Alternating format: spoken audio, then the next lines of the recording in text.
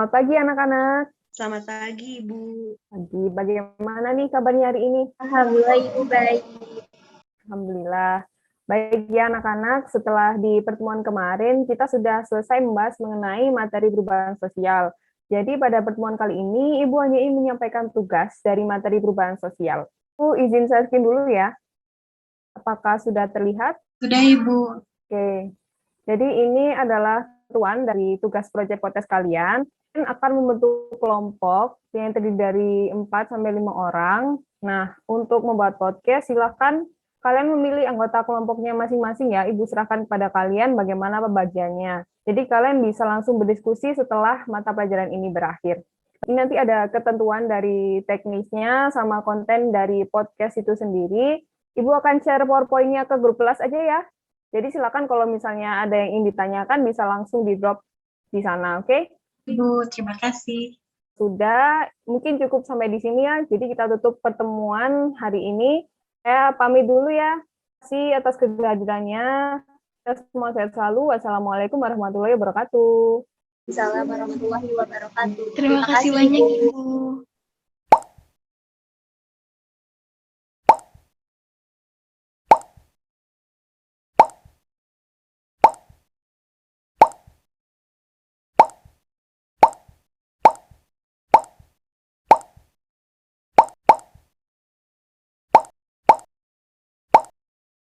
Produk tugas yang kita buatnya dalam bentuk audio, berarti kayaknya cuma podcast doang. Bener kata Asya tadi, bisa dibuat semenarik kayak ngadain drama gitu. Dari Asya sih kalau misalnya bisa ngasih dari prosesnya juga, kayak maksudnya dari pas bikin podcastnya tuh di video, kayak kita tuh podcast yang sering ada di YouTube ya, jadi bukan cuma bikin podcast yang suara di-upload ke Spotify. Soalnya kalau kayak gitu aja bener mungkin bakal boring ya.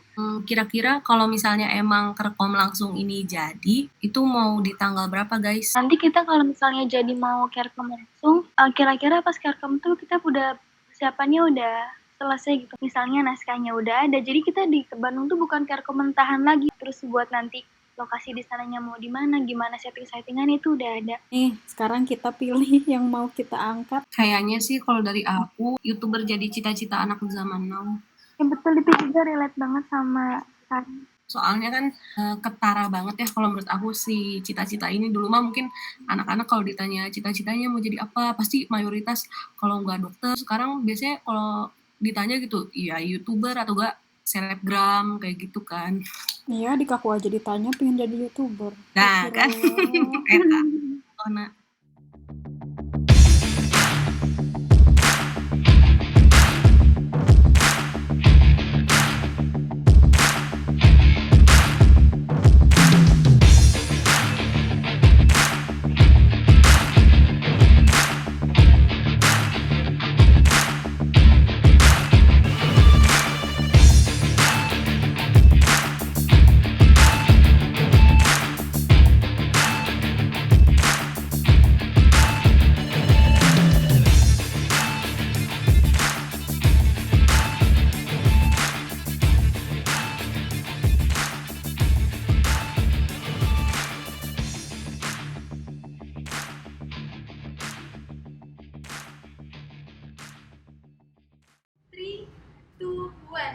Asya Podcast.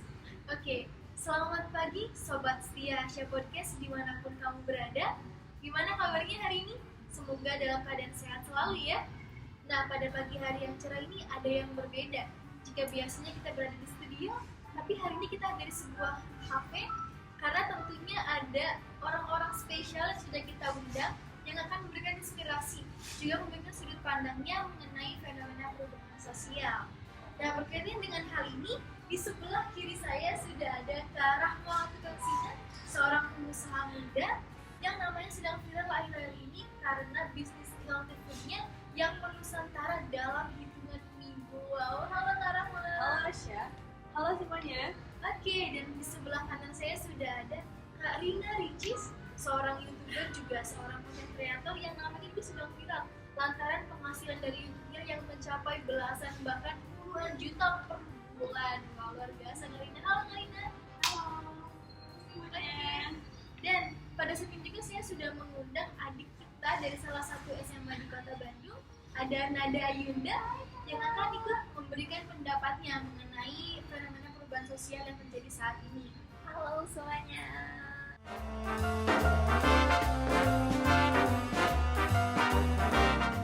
Tidak terasa nih kita udah berbincang cukup lama. Sebagai penutup, boleh dong pesan-pesannya dari Kak Rahma Sina juga dari Karina Ricis buat anak-anak muda zaman now yang sekarang lagi nonton ataupun dengerin podcast kita. Buat kalian semua anak-anak muda yang sedang nonton ataupun dengerin podcast ini, pesan dari aku, cari kesukaan kamu, pelajari, tekuni, dan jangan pernah nyerah untuk jadi orang sukses. Nah, kalau dari aku sih jangan remehin hal-hal yang sepele, karena hal yang kecil itu bisa jadi nganterin kamu ke kesuksesan. So, semangat guys! Semangat, semangat, semangat! Wow, closing yang luar biasa. Tepuk tangan dulu dong buat kita semua. Nah sobat, jadi adanya perubahan sosial ini sangat mempengaruhi ke berbagai aspek kehidupan. Ada yang menjadi maju karena teknologi, ada juga yang menjadi terlena karena adanya teknologi. Poin pentingnya adalah bagaimana kita bisa melihat peluang kesuksesan di setiap kesempatan. Adaptif, solutif, selektif, dan inovatif adalah kuncinya. Oke deh, makasih banyak buat Kak Rahma Sina, Karina Ricis, juga ada Nada Ayunda, dan tentunya semua sobat setia Asia Podcast dimanapun kamu berada. Semoga podcast ini bermanfaat dan membangkitkan semangat. Podcast ini juga akan aku unggah di kanal YouTube aku dan juga di Spotify ya. Oke, makasih banyak semuanya. 3, 2, 1, Asia Podcast. Bye-bye. See you.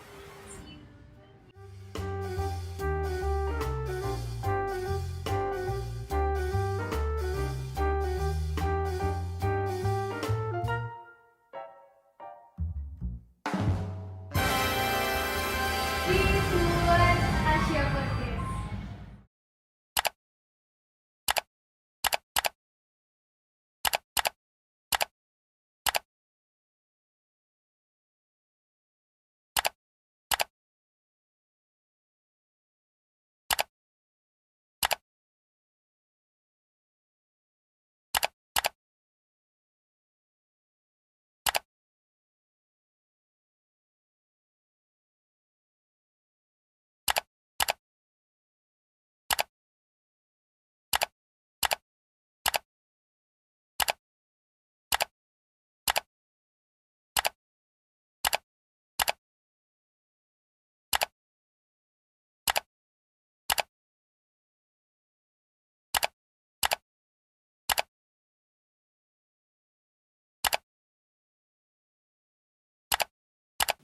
Trituan Asia Podcast.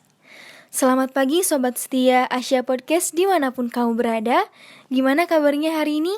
Semoga selalu dalam keadaan bahagia ya. Di pagi hari yang cerah ini ada yang berbeda nih sobat. Jika biasanya kita di studio, spesial hari ini kita ada di sebuah kafe. Tentu saja karena hari ini kita kedatangan tamu-tamu spesial yang akan memberikan kita inspirasi dan memberikan sudut pandang lain atas fenomena-fenomena yang terjadi di zaman sekarang sebagai akibat dari perubahan sosial.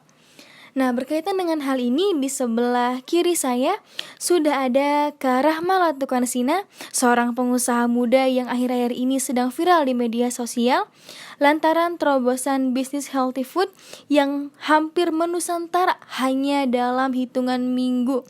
Wow, luar biasa. Halo Kak Rahma. Halo Asya. Baiklah, di sebelah kanan saya sudah ada Kak Rina Ricis, seorang YouTuber juga konten kreator yang belakangan ini namanya juga sedang ramai diperbincangkan karena penghasilan dari YouTube yang mencapai belasan bahkan puluhan juta rupiah per bulan. Wow, halo Kak Rina. Halo Asya, halo semua. Oke, dan pada saat ini juga saya sudah mengundang adik kita dari salah satu SMA di Kota Bandung, Nada Ayunda. Halo Kak Asya. Senang sekali rasanya dapat bertemu dengan orang-orang yang sukses di usia muda seperti Kak Rahma Sina dan juga Kak Rina Ricis. Pada pagi hari ini sebenarnya aku hanya ingin bincang-bincang santai nih Kak mengenai perubahan sosial khususnya di bidang teknologi, komunikasi, dan informasi yang saat ini sedang marak kali terjadi. Saya Adenia Kondita Lila. Aku Fasya Islamiyati. Saya Nada Hairunisa. Saya Rahmanur Isnaini. Saya Rozana. Pertama-tama, saya ingin mengucapkan terima kasih yang sebesar-besarnya kepada Ibu Yani Kusmarni dan juga Ibu Labibatus Solihah yang sudah membersamai saya pada mata kuliah evaluasi pembelajaran sosiologi di semester 5 ini. Saya sangat bersyukur karena bisa mendapat kesempatan untuk belajar dan juga memahami materi yang disampaikan oleh Bu Yani atau Bu Iba bersama teman-teman offering 5B. Setelah mengikuti perkuliahan ini, Fasya sadar bahwa menjadi seorang guru itu bukanlah tugas yang ringan, melainkan di dalamnya ada sebuah tanggung jawab yang besar tentang bagaimana seorang guru tidak hanya sebatas memberikan materi, tetapi juga dapat memastikan bahwa muridnya itu memiliki bekal yang cukup untuk perjalanan yang panjang. Selama mengikuti mata kuliah ini cukup baik, mengikuti perkuliahan dari awal sampai akhir tanpa bolong, mengerjakan tugas-tugas yang diberikan on cam saat perkuliahan, namun yang menjadi evaluasian yaitu kurang percaya diri untuk menyampaikan pendapat di dalam kelas. Pembelajaran daring ini saya merasa kurang aktif, walaupun saya sudah berusaha dan mencoba untuk membaca setiap materi dari evaluasi pembelajaran melalui buku maupun jurnal-jurnal. Saya selalu berusaha untuk aktif dalam kelompok, karena dengan aktif dalam kelompok, saya pun mencoba untuk terus memahami bagaimana isi materi dari evaluasi pembelajaran ini. Saya sangat senang dengan adanya pembelajaran secara sinkronus dengan model dan juga metode yang sangat beragam, sangat membantu saya untuk memahami materi evaluasi pembelajaran. Terima kasih banyak kepada Bu Yani dan Bu Iba yang telah sabar membimbing kami untuk menjadi seorang guru yang baik, terutama dalam melakukan evaluasi pembelajaran. Terima kasih karena Ibu selalu mempersiapkan pertemuan perkuliahannya dengan terstruktur, kreatif, dan seru juga pastinya. Evaluasi pembelajaran ini sangat bervariatif sekali. Bu Yani dan Bu Iba menyampaikan materi dengan sangat baik dan juga detail. Setiap materi yang diberikan itu selalu ada pengalaman yang bisa dikenang, sehingga materinya itu selalu nempel di kepala. Terus menariknya juga, mata kuliah ini tuh selalu ada hal-hal yang baru setiap minggunya, sehingga tidak monoton sama sekali. Pembelajaran pada mata kuliah ini sangat menyenangkan karena menggunakan berbagai macam media. Akan tetapi, kerap kali saya merasa deg-degan dan juga gugup ketika Ibu Yani ataupun Ibu Iba sedang menunjuk salah satu mahasiswa untuk menjawab pertanyaan. Dalam mata kuliah ini sebenarnya saya sangat senang dengan materinya, karena dengannya saya dapat mengetahui bagaimana cara yang efektif untuk menyelenggarakan evaluasi dalam ranah pendidikan. Saya juga sangat bersyukur karena bisa belajar untuk berkolaborasi, beradaptasi, dan juga bekerja sama untuk membentuk sebuah tim dan juga mencapai tujuan dengan baik. Dengan begitu, saya juga sangat terbantu untuk menjadi pribadi yang lebih baik dari sebelumnya.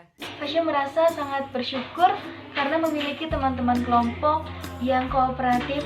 Makasih buat Rahma, Rozana, Nada, dan juga Adenia yang selalu kompak dan selalu support dalam keadaan apapun. Cukup memberikan pengalaman yang luar biasa karena sebelumnya belum pernah satu kelompok dengan teman-teman di kelompok satu ini. Terus alhamdulillahnya juga mereka bisa bekerja sama dengan baik, walaupun kadang-kadang ngerjain tugasnya suka mepet-mepet dan juga suka slow respon kalau bales WA di grup. Tapi di situ bisa banyak belajar tentang kerjasama, sabar, nyatuin beberapa pendapat, dan juga nge-manage waktu buat ngerjain tugas-tugas yang diberikan. Saya mendapatkan kelompok 1 yang beranggotakan teman-teman yang sangat aktif dan kolaboratif dalam mengerjakan setiap tugas pada mata kuliah ini.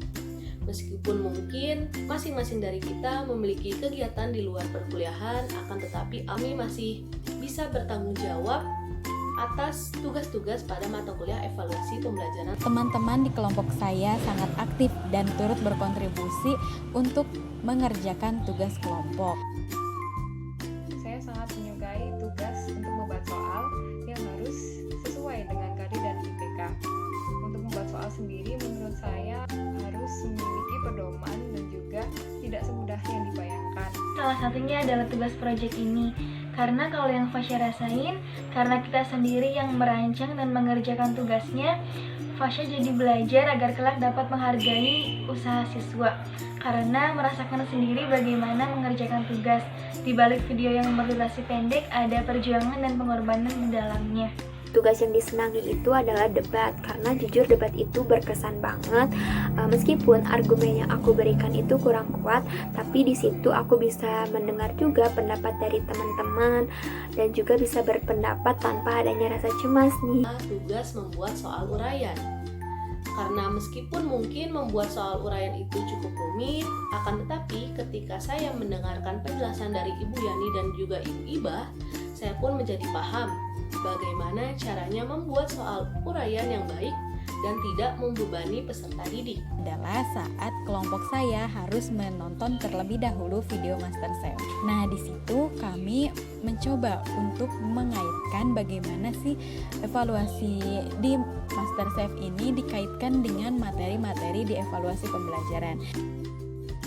Sejujurnya saya sangat menikmati proses dari pengerjaan tugas-tugas yang diberikan dari pertemuan pertama hingga di pertemuan akhir.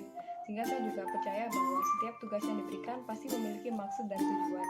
Saya pernah merasa kesulitan dalam membuat soal AKM, dan itu menjadi evaluasi bagi Fasya untuk belajar lagi.